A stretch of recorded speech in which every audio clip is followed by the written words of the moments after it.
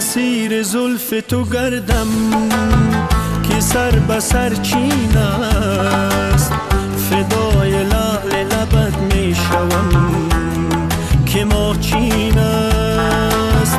گره به جبهه زد و بود صدا دو بر من گفت که این تصنع چین است و طرح ما چین است، طرح ما چین است.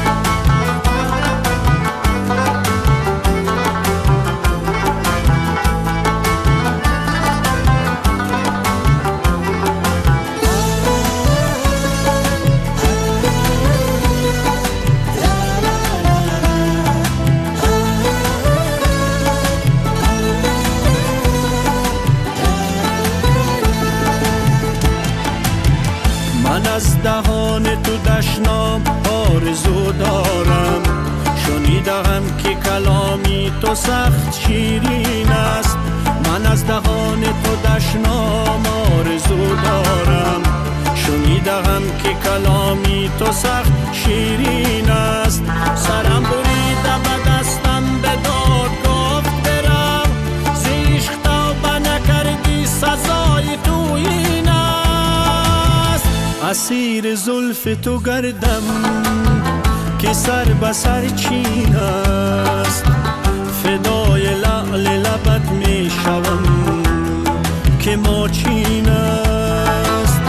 گره به جبهه زد و بود صدا دو بر من گفت که این تصنع چین است و طرح ما چین است، طرح ما چین است.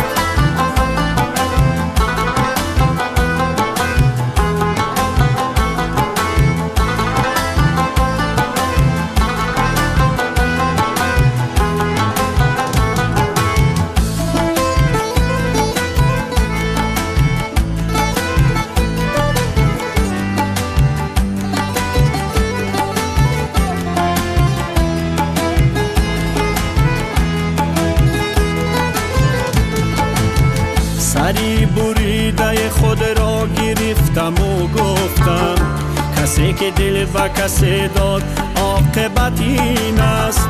سری بریده خود را گرفتم و گفتم کسی که دل و کسی داد عاقبت این است.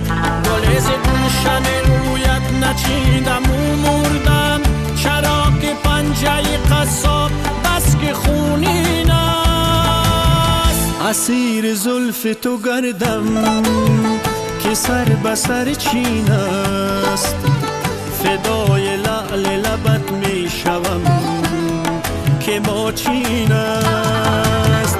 گره به جبهه زد و بود صدا دو بر من گفت که این تصنع چین است و طرح ما چین است، طرح ما چین است، طرح ما چین